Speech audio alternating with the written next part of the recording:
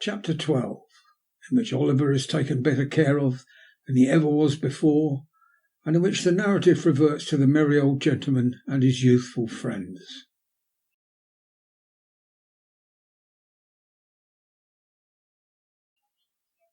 The coach rattled away over nearly the same ground as that which Oliver had traversed when he first entered London in company with the Dodger, and turning a different way when it reached the Angel at Islington, stopped at length before a neat house in a quiet shady street near Pentonville.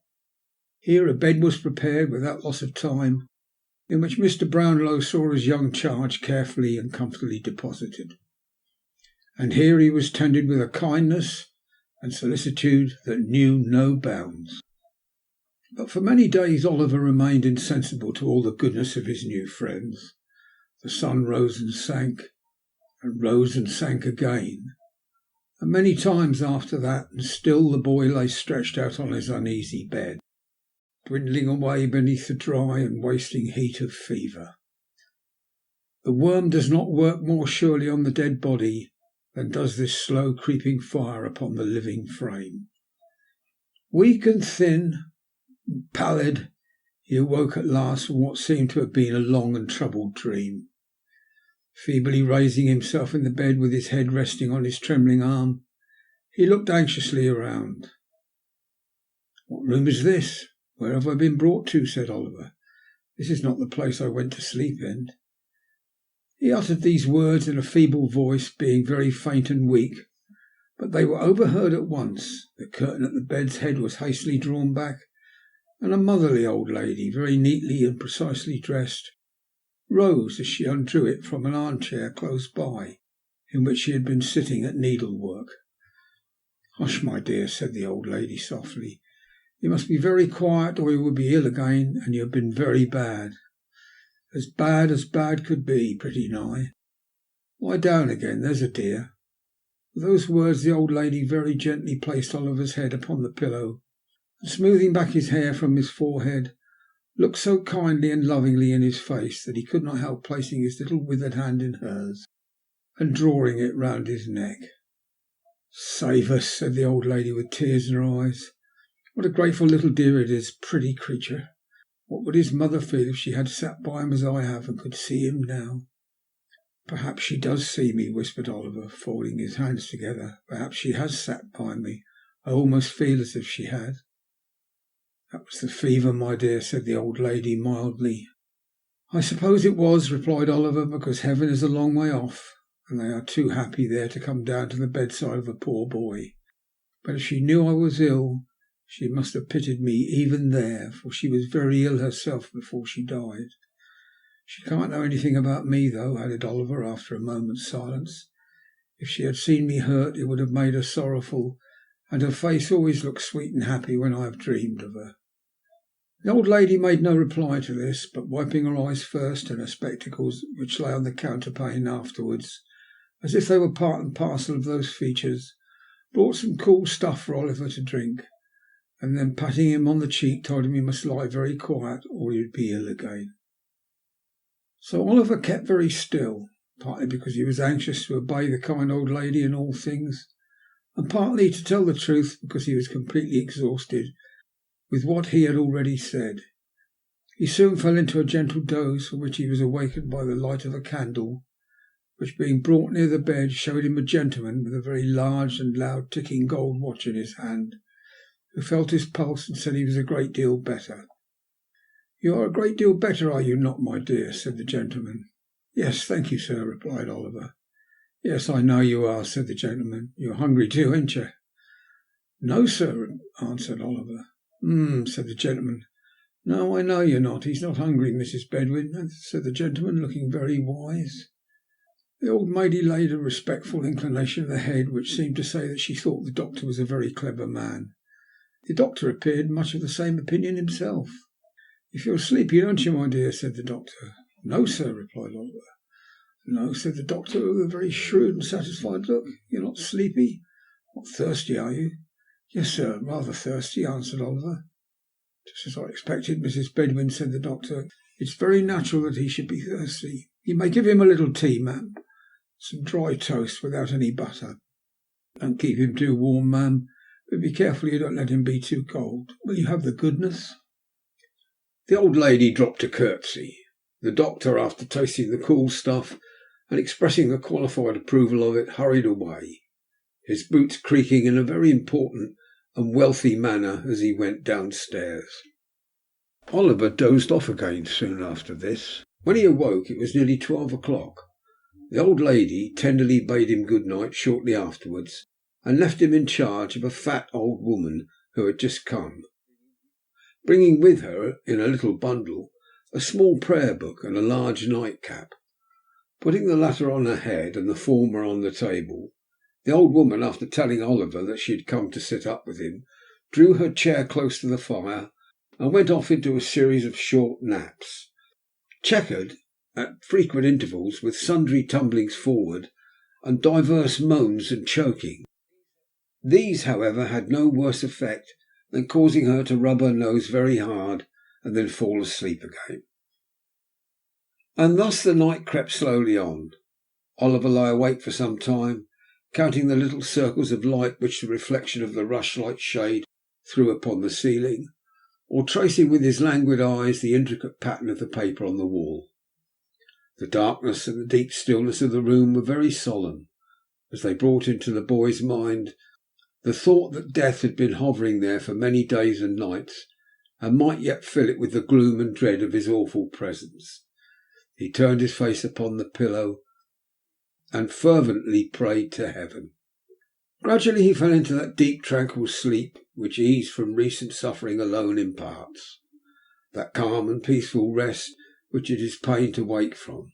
Who, if this were death, would be roused again to all the struggles and turmoils of life, to all its cares for the present, its anxieties for the future, more than all its weary recollections of the past. It had been a bright day for hours when Oliver opened his eyes and felt cheerful and happy. The crisis of the disease was safely past. He belonged to the world again. In 3 days' time he was able to sit in an easy chair, well propped up with pillows, and as he was still too weak to walk, Mrs. Bedwin had him carried downstairs into the little housekeeper's room which belonged to her. Having set him here by the fireside, the good old lady sat herself down too, and being in a state of considerable delight at seeing him so much better, forthwith began to cry most violently.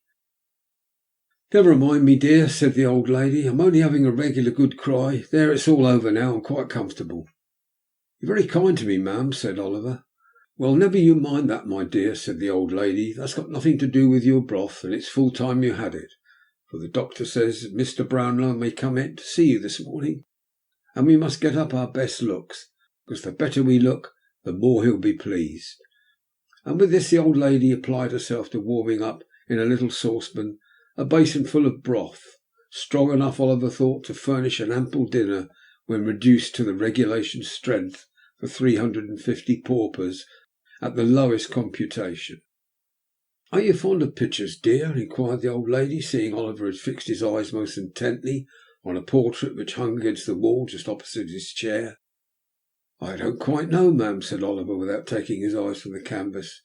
"I have seen so few that I hardly know. What a beautiful mild face that lady's is." "Ah," said the old lady, "painters always make ladies out prettier than they are, or they wouldn't get any custom, child.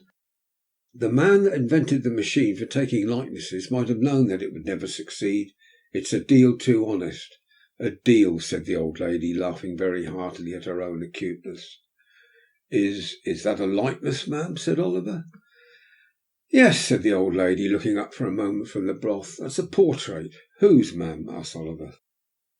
"Oh, really, my dear, I don't know," answered the old lady in a good-humoured manner. "It's not a likeness of anybody that you or I know, I expect. It seems to strike your fancy, dear." "So pretty," replied Oliver. "Are you sure you're not afraid of it?" said the old lady, observing in great surprise the look of awe which the child regarded the painting. "Oh, no, no," returned Oliver quickly, "but the eyes look so sorrowful, and where I sit they seem fixed upon me. Makes my heart beat," added Oliver in a low voice, as if it was alive and wanted to speak to me, but couldn't. "Lord save us!" exclaimed the old lady, starting. "Don't talk in that way, child. You're weak and nervous after your illness. Let me wheel you a chair round the other side, and then you won't see it. There," said the old lady, suiting the action to the word. "Now you don't see it, at all events." Oliver did see it in his mind's eye, as distinctly as if he had not altered his position, but he thought better not to worry the kind old lady. So he smiled gently when she looked at him, and Mrs. Bedwin, satisfied that he felt more comfortable, salted and broke bits of toasted bread into the broth with all the bustle befitting so solemn a preparation. Oliver got through it with extraordinary expedition. He had scarcely swallowed the last spoonful when there came a soft rap at the door. "Come in," said the old lady, and in walked Mr. Brownlow. Now the old gentleman came in as brisk as need be, but he had no sooner raised his spectacles on his forehead and thrust his hands behind the skirts of his dressing gown to take a good long look at Oliver, and his countenance underwent a very great variety of odd contortions. Oliver looked very worn and shadowy from sickness, and made an ineffectual attempt to stand up out of respect to his benefactor, which terminated in his sinking back into the chair again.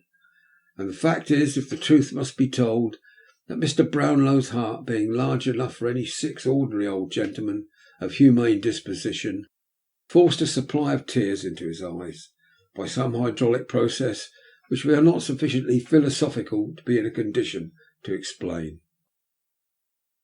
Poor boy," said Mr. Brownlow, clearing his throat.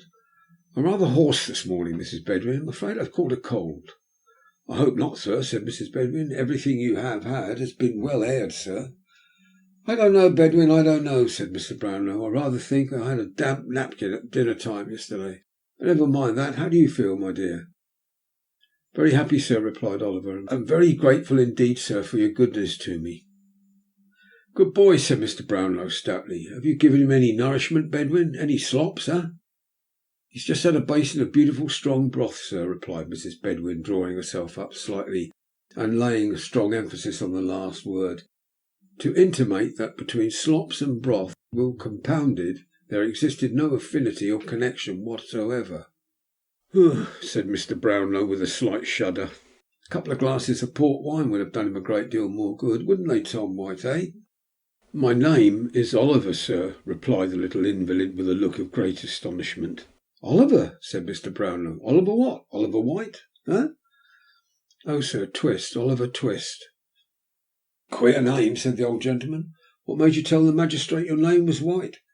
"I never told him so, sir," returned Oliver in amazement. This sounded so like a falsehood that the old gentleman looked somewhat sternly in Oliver's face.